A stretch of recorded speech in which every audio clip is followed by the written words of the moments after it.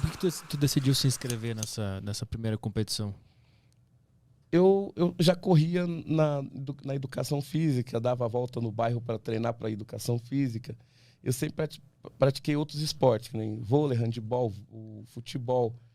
E a corrida foi um esporte que seria um esporte que eu conseguiria trabalhar, estudar e eu conseguiria correr. Em algum momento eu ia estar conseguindo correr, ia se encaixar. Ele era mais simples de praticar. Mais simples, Entendi. muito mais tranquilo. Eu pegava o tênis, saía na rua e pronto. Uhum. Chegou um momento que eu corria da minha casa para a empresa 18 quilômetros. Eu ia trabalhar correndo.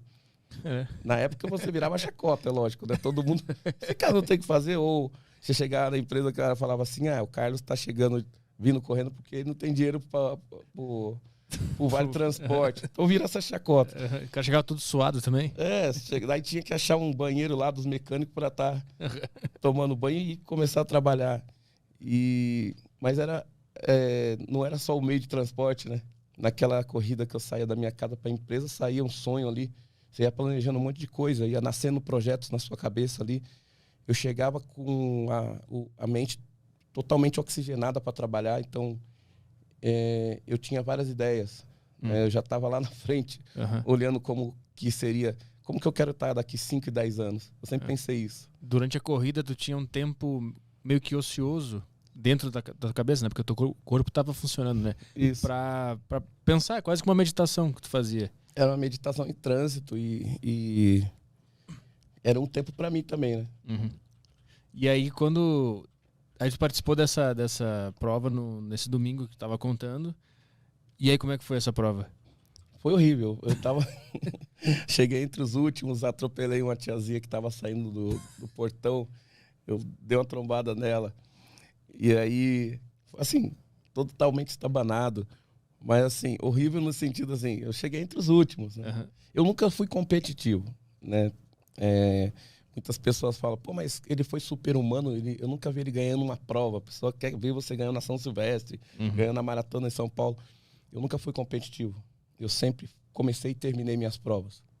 Sempre cheguei. O diferencial era como que eu fazia essa transição do início ao fim. Eu queria estar bem, para voltar para brincar com meu filho, para estar fazendo as outras atividades, ou ir dançar, sabe? Eu queria estar bem.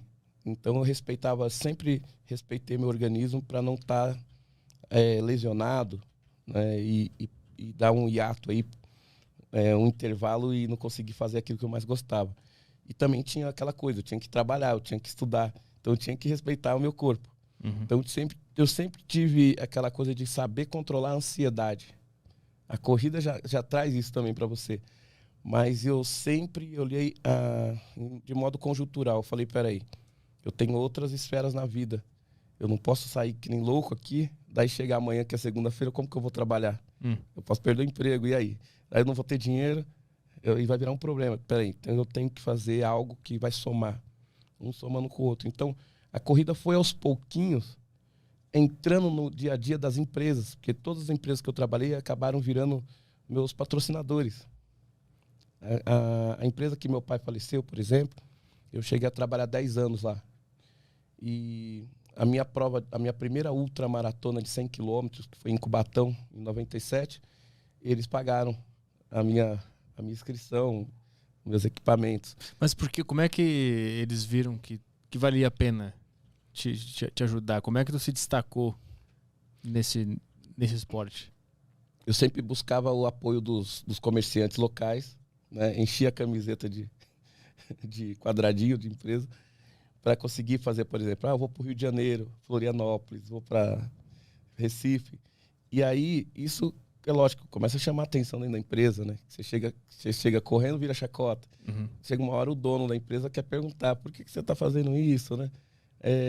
Como que funcionam essas corridas? E quando eu fui fazer 100 quilômetros, todo mundo, na maioria das vezes, agora não, hoje é até normal, mas na época correr 100 quilômetros era loucura.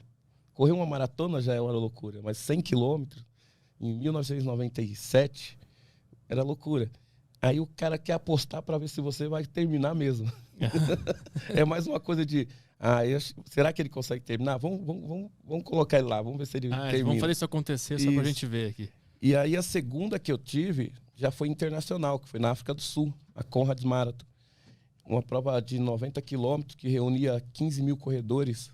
Você imagina, quase o mesmo público da São Silvestre na época, né? Para correr 90 quilômetros, saindo da praia até uma montanha. E nessa prova foi determinante para que eu ficasse na corrida até hoje. Porque foi a prova que eu mais recebi não na vida. Por quê? Eu recebi 400 nãos, assim, de todo tipo de empresa, né? Entendi. Tu pedia patrocínio e a galera falava patrocínio. Então eu recebi não pessoalmente, por Telegram, por fax, né? E aí a única empresa que me disse sim foi a empresa que eu não tinha mandado a proposta, que era a empresa que eu trabalhava, que eu ia correndo todo dia.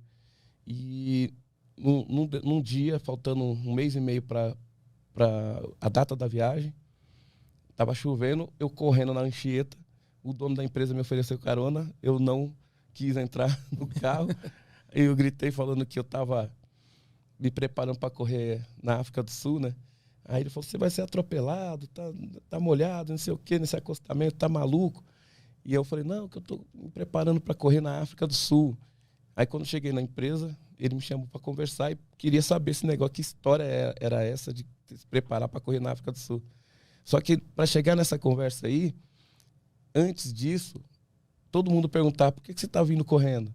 Ah, porque eu vou correr no dia 10 de junho, eu tô indo para a África do Sul. Eu não falava assim, eu vou tentar ir para a África do Sul, eu gostaria. Eu falava assim, no dia 10 de junho, às 11 da noite, eu vou para a África do Sul. Mesmo sem ter nada confirmado. Não tinha nada. Aí, isso mexia com as pessoas. Mas e aí? Mas e o patrocínio? Ainda não tem, mas dia 10 de junho eu vou estar lá. E isso virava aí o tal do KKK, né? Era o KKK olhando no seu olho, né? KKK, o Carlinhos vai para a África do Sul. E teve um momento que teve uns gerentes que chegaram e falaram assim, ó, conseguimos sua passagem para a África do Sul.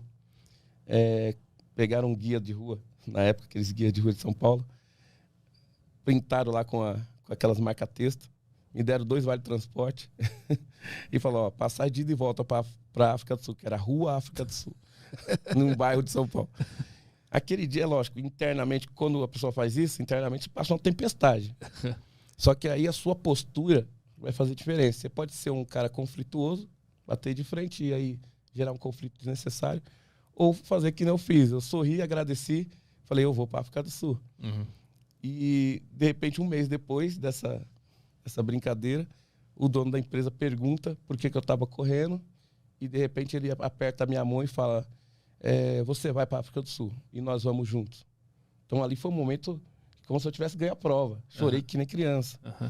E minha mãe trabalhava no café, né, dentro da empresa.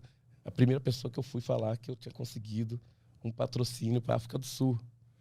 Então, assim, são momentos que vale mais do que uma medalha.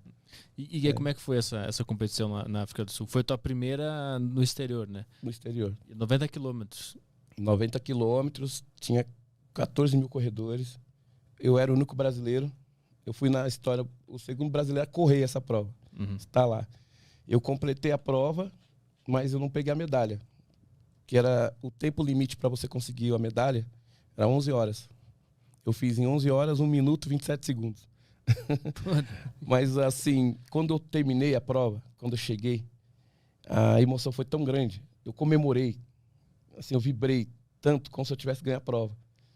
Eu não estava ligando mais para a medalha, estava ligando que eu tinha conseguido cumprir aquilo que eu tinha colocado no papel. O que eu tinha escrito? Que no dia 10 de junho eu ia para a África do Sul e que no dia 16 de junho eu ia correr a Conrads Marathon.